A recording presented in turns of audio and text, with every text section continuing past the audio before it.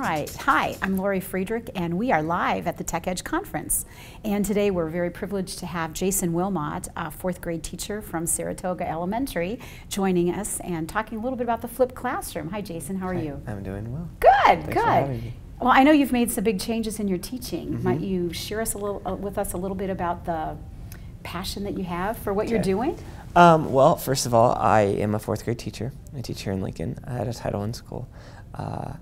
Teach fourth grade, and I came to this conference a couple months ago, and I learned about something called the flipped classroom, and I really enjoyed it. Mm-hmm.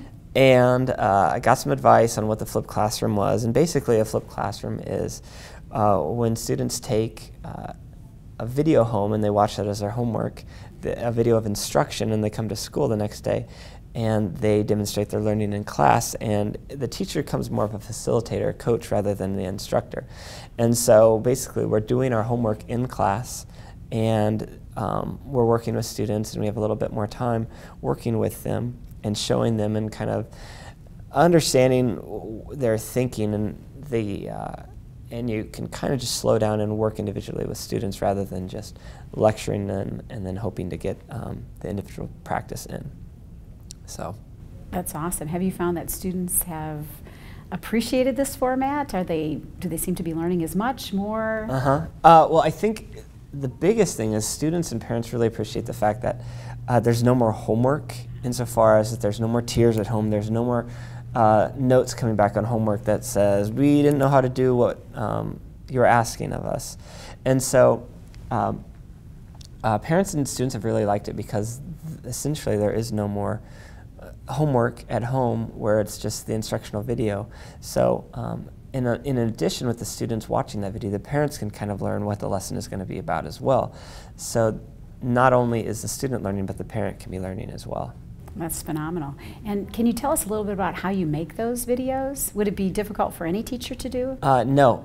Basically, when I came to Tech Edge last year, there was a gentleman who presented on the flipped classroom, and he hadn't done it himself, but he gave the idea and the theory of it, and I'd heard it before, and so I went home and I started looking at videos like Khan Academy online, who just have thousands of videos, and I tried to search for some videos that would work in my classroom.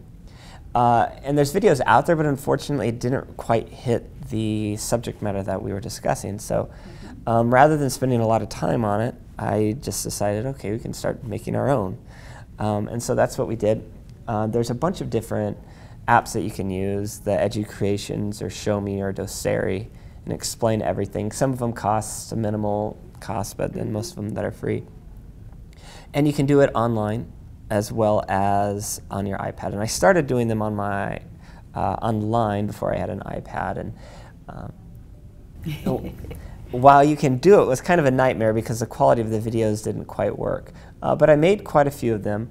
And then I started using the iPad and the app for Educreations, and it cut the time down in literally a third that it took me to make a video, and it's much more succinct, and it just sounds, it's much more of a higher quality project or product. And lastly, the kids hear my voice rather than somebody else's. So just like any teacher, they're familiar with what their class needs rather than somebody online that you steal their video from. And there's nothing wrong with stealing videos from one another. I mean, absolutely. If it conveys the concept the clearest and the most succinct and the most cogent thought, then use it. Yeah. But if it doesn't, the nice thing is to make your own videos for your class. So. And how long are the videos that you post? The videos that I make are anywhere from 5 to 8 minutes. I try to get them as close to 5 as much of the time. But it takes about 20 to 30 minutes to make a video, so not too long. And then after this year, we'll all have all the videos made. And hopefully people use them out of my classroom. Hopefully there's other teachers that use it, and they just kind of get the idea that we're a community of learners and that we can use one another's kind of abilities. That's great. But what I was going to get at was the fact that it takes me 30 minutes to make these, and it only takes about 5 minutes for them to watch, 5 to 6 to 7. But it saves me about 20 minutes of instructional time. Interesting. So we can build in 20 minutes of additional time, whether it's reteaching or new concepts or just kind of helping students a little bit more individually. So it is a little work up front, and I shouldn't say that. It's a lot of work up front. It's something that takes time and it does take effort, but ultimately it's worth it because that's what we need to do for kids. And it's no longer about us just doing our job and a district handing us the curriculum to teach. That's good, but we can convey it to students so much better by making these videos and kind of championing, I don't know, the technology and the concepts for our grades. That's great. Is there a place that you store those? You mentioned maybe other teachers could use that. Is there a way that they will be able to access those? Currently, and that is one limitation of the videos right now. They're all on EduCreations, so they're all hosted on the apps site. But what I'm going to do is I'm going to get those all posted to YouTube so people can watch them from their phones, people can watch them anywhere on a tablet or a computer. And basically what I do every day is once I make the video, I've created a Twitter feed. And so students will click the Twitter feed either on a computer or it's sent right to their phone. And students can know the instant that the video is sent out and they can watch it.